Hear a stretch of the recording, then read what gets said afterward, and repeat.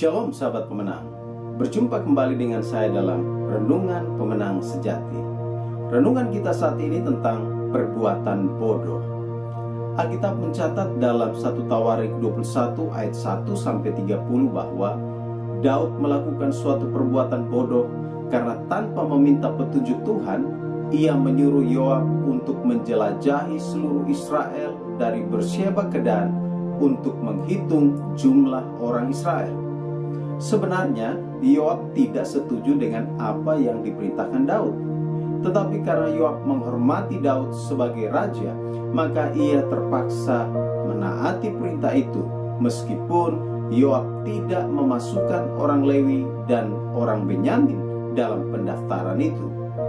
Akibat perbuatan bodoh yang tidak dikehendaki Allah ini, maka Daud dan orang Israel harus menanggung hukuman Tuhan, sehingga ada 70.000 orang yang tewas karena penyakit sampar. Tuhan juga mengutus seorang malaikat untuk memusnahkan Yerusalem. Namun karena kasih-Nya, maka Tuhan pun mengakhiri hukuman itu dengan meminta malaikat pemusnah itu untuk tidak melanjutkan pemusnahan. Daud pun diperintahkan oleh malaikat Tuhan untuk mendirikan mezbah bagi Tuhan, dan akhirnya tulah itu pun berhenti.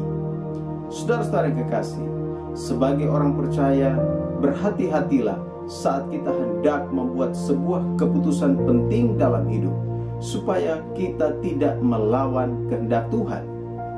Janganlah membuat keputusan hanya berdasarkan pertimbangan sendiri, tetapi belajarlah untuk meminta petunjuk Tuhan, supaya kita dapat bertindak sesuai dengan kehendak-Nya. Ingatlah bahwa setiap perbuatan atau keputusan yang kita buat dalam hidup selalu ada konsekuensinya.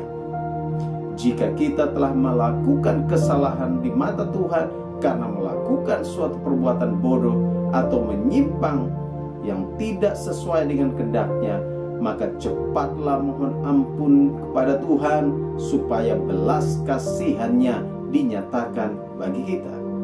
Doa saya, kiranya Tuhan menolong kita agar kita mampu bertindak hati-hati, sehingga kasih setia dan berkat-Nya akan selalu kita nikmati dalam sepanjang hidup kita. Tuhan Yesus memberkati. Salam pemenang sejati.